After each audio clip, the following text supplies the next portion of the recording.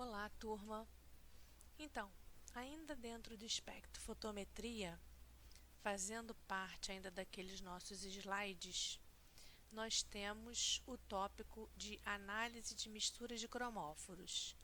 E é o que a gente vai falar nesse momento, da técnica de análise de mistura de cromóforos, que é quando nós temos mais de um componente que é um cromóforo, ou seja, que absorve radiação eletromagnética, mas que, nesse caso, nós não consideramos nenhum deles como interferente, como no caso da técnica que nós vimos anteriormente, que era a técnica da adição padrão, aonde um ou outros componentes que também absorviam radiação além do analito, nós considerávamos como interferentes para a análise desse analito. No caso de hoje, esses outros cromóforos não são considerados interferentes, mas sim também analitos. Então, nós vamos agora ver como nós podemos quantificar mais de um desses cromóforos simultaneamente, através da técnica de análise de mistura de cromóforos. Como nós vimos no slide anterior, esses espectros de amostras que apresentam mais de um cromóforo, esses espectros apresentam regiões de superposição. O que significa isso?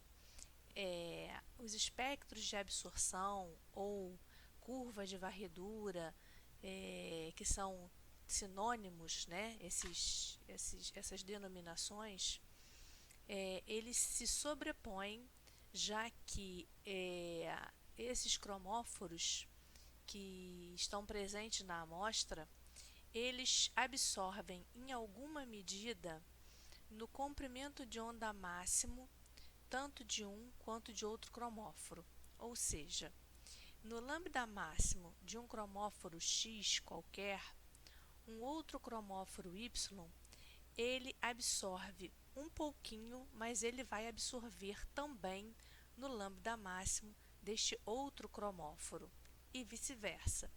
Isso a gente pode perceber lá pelo slide anterior, que é o slide do título. Então, no caso, o objetivo dessa técnica é analisar dois ou mais cromóforos simultaneamente. Na análise espectrofotométrica do analito presente na amostra, o lambda máximo escolhido deve corresponder apenas ao cromóforo de interesse. Apesar de outros cromóforos presentes na amostra não estarem na região de absorbância máxima escolhido para aquele analito em questão, esses outros cromóforos absorvem em alguma medida nesse comprimento de onda selecionado.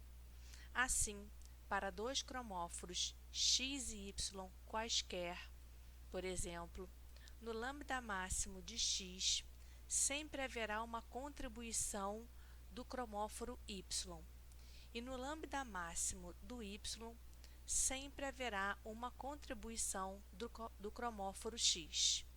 Dessa forma, a absorbância que é lida no espectrofotômetro no momento da análise é uma absorbância que é chamada de absorbância total, que ela tem a contribuição da absorbância do cromóforo X e uma contribuição da absorbância do cromóforo Y.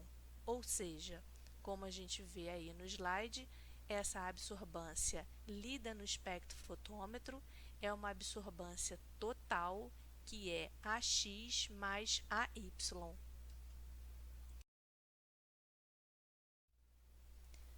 Seleciona-se então os lambdas máximos de cada um dos cromóforos, ou seja, onde cada um deles tem sua maior sensibilidade, e calcula-se pela lei de Lambert-Beer a contribuição de cada um deles para a absorvância total. Sabendo-se as absortividades molar ou específica de cada um dos cromóforos e o caminho óptico usado na análise, as únicas incógnitas das equações são a concentração do cromóforo X e a concentração do cromóforo Y. E, resolvendo-se os sistemas de equações do primeiro grau, pode-se calcular ambas as concentrações simultaneamente. Na verdade, é possível também se calcular a concentração de mais do que 2 cromóforos simultaneamente. Nesse caso, seria preciso uma equação mais elaborada. Para mais do que 2 cromóforos simultaneamente, teríamos que ter mais do que 2 incógnitas, mas é possível. Quanto mais cromóforos se deseja quantificar simultaneamente, mais incógnitas teremos no sistema de equações do primeiro grau. Então, na prática, assumindo-se que vamos quantificar apenas 2 cromóforos simultaneamente para ficar mais fácil o entendimento do exemplo. Nós vamos selecionar primeiro o comprimento de onda máximo do cromóforo X no espectrofotômetro. Selecionado esse lambda máximo do cromóforo X, nós vamos ler a amostra nesse lambda máximo. Em seguida, nós mudamos o lambda máximo do equipamento para o lambda máximo do cromóforo Y e lemos novamente a amostra neste lambda máximo. Em seguida, vamos fazer as substituições dos valores neste sistema de equações do primeiro grau que se encontra no slide. Na linha de cima, em vermelho vivo, nós vamos colocar o valor de absorvância total como sendo o primeiro valor de absorvância que nós lemos no equipamento, que foi o valor de absorvância lida quando selecionamos o lambda máximo da substância X, do cromóforo X, e lemos a amostra. Substituiremos então na fórmula a absortividade da substância X no seu lambda máximo, o caminho óptico, que normalmente é o da cubeta de 1 centímetro, a concentração de X é uma das nossas incógnitas, a absortividade de Y no lambda máximo de X, de novo o caminho óptico também nós temos, e a concentração de Y é a nossa outra incógnita.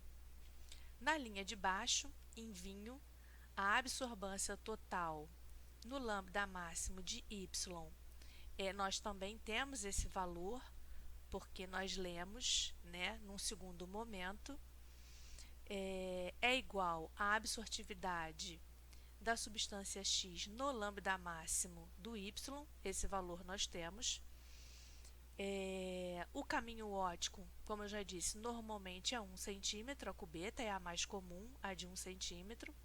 A concentração de X é, novamente, como em cima, a incógnita que nós estamos buscando, mais a absortividade de Y no seu lambda máximo nós temos, vezes o caminho óptico, que é 1, vamos considerar 1 na maioria dos casos. Quando não for a cubeta de 1 centímetro, então a gente coloca o valor que seja o caminho óptico utilizado, vezes a concentração da substância Y, do cromóforo Y, do analito, que é também a nossa segunda incógnita. E assim, procedemos com esses valores já devidamente substituídos, nós procedemos à resolução da equação do sistema de equações de primeiro grau para então podermos calcular as concentrações Cx e Cy.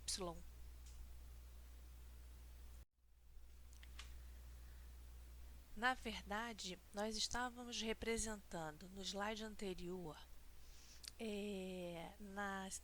no sistema de equações do primeiro grau, na lei de Lambert-Beer, como epsilon, mas na verdade pode ser epsilon ou azinho, porque pode ser absortividade molar ou a absortividade específica. O que vai determinar se vamos usar a absortividade molar ou específica é se a concentração que queremos calcular é a concentração em mol por litro ou a concentração em grama por litro. Essas absortividades que aparecem no sistema de equações do primeiro grau, em cada comprimento de onda, elas podem ser calculadas através de padrões de cada cromóforo. Então, quando a gente disse que a gente tem aqueles valores lá, quando eu disse no slide anterior isso, na verdade, a gente não tem, a gente tem que obter, a gente tem que calcular, né? Então, como a gente está dizendo aqui, a gente pode calcular esses valores através dos padrões de cada cromóforo. Mas como? Como que a gente pode calcular? Então, essa é a pergunta que será respondida agora. Então, vamos lá. Primeiro, prepara-se uma curva com os padrões do cromóforo X. N pontos, né? A gente sabe que quanto maior número de pontos numa curva analítica ou curva de calibração, melhor. Então, vamos dizer que pelo menos 5 pontos nós iremos preparar. Então, a gente vai preparar uma curva com os padrões do cromóforo X. Faz-se, então, a leitura de absorbância desses N pontos preparados no espectrofotômetro, no próprio lambda máximo do composto X. Através desses pares de pontos, XY, obtidos através da leitura no espectrofotômetro, então constrói-se a nossa primeira curva analítica, obtendo-se então a equação da reta y igual a ax mais b. Dividindo-se então o valor do coeficiente angular desta reta pelo caminho óptico usado na análise, que normalmente, como eu já disse, é o da cubeta de 1 centímetro, obtém-se o primeiro valor de absortividade que a gente precisa para substituir no nosso sistema de equações, que a gente representou como sendo epsilon de x em x. Então, é o primeiro valor de absortividade dos 4 valores que a gente vai necessitar para substituir no nosso sistema de equações do primeiro grau. Lembrando que o valor irá corresponder à absortividade molar ou específica, dependendo da unidade de concentração usada nos padrões da curva. Então, se ao construir a curva, né, como a gente mencionou lá no primeiro item e no segundo item, eu preparei os padrões com unidade de concentração de mol por litro, essa absortividade que a gente está se referindo aqui no terceiro item, ela é o epsilon, a absortividade molar. Se eu preparei, conforme lá o primeiro e o segundo item, os meus padrões com concentração em grama por litro, então a absortividade que a gente está se referindo aqui no terceiro item é o Azinho, a absortividade específica. A fim de se obter o valor de absortividade do cromóforo X Só que agora, no lambda máximo do cromóforo Y, faz-se a leitura de absorbância desses mesmos N pontos já preparados dessa solução padrão, dessas soluções padrão do cromóforo X no espectrofotômetro. Só que agora não mais no seu lambda máximo, mas no lambda máximo do composto Y.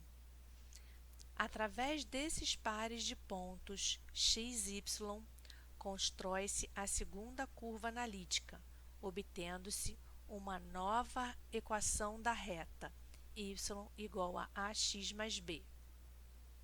Dividindo-se então o valor do coeficiente angular desta nova reta pelo caminho óptico, ou seja, pela cubeta que está sendo utilizada, obtém-se o segundo dos 4 valores de absortividade molar ou específica que se necessita para completar o sistema de equações do primeiro grau.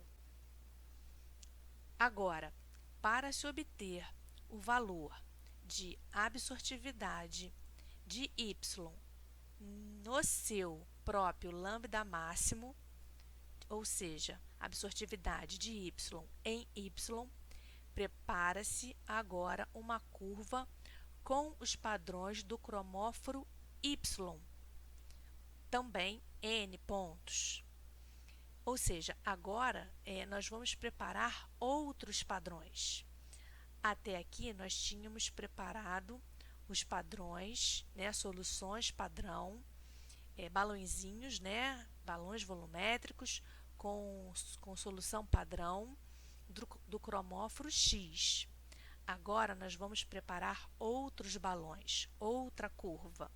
Nós vamos preparar soluções padrão com o cromóforo com a substância hipotética Y.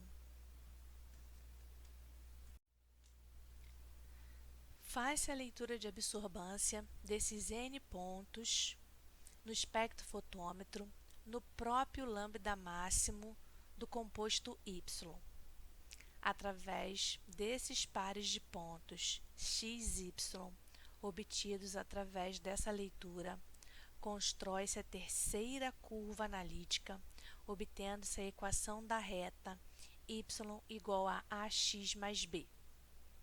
Dividindo-se o valor do coeficiente angular desta reta pelo caminho óptico, ou seja, novamente, pela cubeta utilizada, pela espessura da cubeta utilizada, obtém-se o terceiro dos 4 valores de absortividade molar ou específica que se necessita, que é o valor de absortividade de y em y. E por fim, para se obter o último valor de absortividade de que se necessita para completar o sistema de equações do primeiro grau, utilizando-se as mesmas soluções padrões preparadas conforme descrito acima no item 6, faz-se a leitura de absorbância desses mesmos N pontos de padrão de Y no espectrofotômetro, porém, dessa vez no lambda máximo do composto X. Através desses pares de pontos x e y, constrói-se a quarta e última curva analítica, obtendo-se a equação da reta y igual a ax mais b. Dividindo-se o valor do coeficiente angular desta reta pelo caminho óptico, obtém-se o quarto dos 4 valores de absortividade que se necessita, que é o valor de absortividade de y em x. Bom, acredito que com relação à obtenção dos valores de absortividade para substituição no sistema de equações do primeiro grau, foi bastante informação. Então, talvez com um exemplo criado no Excel, fique mais fácil de visualizar o que eu tentei explicar. Então, temos aqui a primeira das curvas que eu mencionei. Uma curva analítica de um padrão hipotético de x no seu lambda máximo e também no lambda máximo de y. Então, nós vemos aqui, no mesmo gráfico, já que é um mesmo padrão, um padrão da substância x, porém lido em duas situações diferentes, lido no seu lambda máximo e lido no lambda máximo de y. Por isso, nós temos duas retas, uma reta em verde e uma reta em vermelho. No eixo do x, nós temos os valores de concentração desse padrão de x. E no eixo do y, nós temos os valores lidos de absorbância, lidos no espectrofotômetro. A reta em vermelho é a reta com maior inclinação, com maior sensibilidade. Por quê? Porque ela é a reta que foi lida no lambda máximo do próprio cromóforo X. Então, ali nós temos o epsilon, ou o Azinho, depende qual é a unidade de concentração que o padrão foi preparado, mas vamos dizer que tenha sido usado a concentração em mol por litro, então por isso está ali epsilon.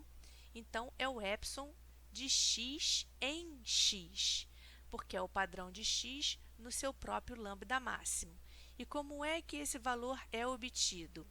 Dividindo-se o coeficiente angular desta reta de maior sensibilidade, que é a que foi obtida quando o equipamento estava no lambda máximo do próprio cromóforo X. E aí vocês podem reparar que ali o valor do coeficiente angular é 0,1 dividido pelo B ótico, ou seja, pelo B caminho ótico e não pelo B coeficiente linear da reta. Já do lado direito do slide, nós temos a absortividade de x em y, que é calculado através da reta em verde, que é a reta de menor inclinação, de menor sensibilidade, pois ela é a que foi obtida quando se leu os valores de concentração e de absorbância desses padrões de x, porém fora do seu lambda máximo, mas no lambda máximo de y.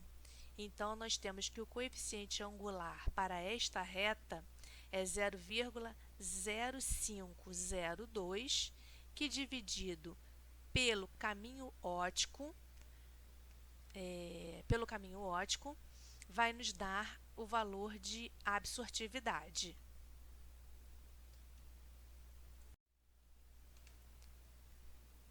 Bom, e para finalizar, nós temos agora a curva analítica do padrão do cromóforo Y no seu lambda máximo e no lambda máximo de x. Nós temos novamente um gráfico único com as duas curvas. A curva em azul é a curva de maior inclinação, de maior sensibilidade, pois é a curva onde foi lido as soluções padrão de y no seu próprio lambda máximo. E a curva em vermelho é a de menor inclinação, a de menor sensibilidade, pois os padrões de y foram lidos fora do seu lambda máximo e sim no lambda máximo de x. E aí, novamente, nós podemos ver que a forma de calcular os valores de absortividade que nós precisamos para substituir no sistema de equações é dividindo os valores de coeficiente angular pelo valor do caminho ótico. Então, para encontrar o valor de absortividade de y em y, nós vamos dividir o valor de 0,005 pelo caminho óptico, e para encontrar a absortividade de y em x, nós vamos dividir o valor do coeficiente angular, que é 0,0025, pelo caminho óptico. E assim, uma vez obtido através desses gráficos os 4 valores de absortividade, nós podemos então, como foi dito anteriormente, substituí-los lá no sistema de equações do primeiro grau do slide anterior, aonde realmente ficaremos como únicas incógnitas os valores de Cx e Cy, que, resolvendo-se o sistema de equações do primeiro grau, eles podem ser obtidos simultaneamente. E dessa forma, nós então resolvemos a nossa análise de mistura de cromóforos. Turma, espero que com os gráficos feitos tenha ficado mais claro o entendimento. Espero que vocês tenham conseguido compreender a análise de mistura de cromóforos. Qualquer dúvida é só perguntar. Um abraço a todos.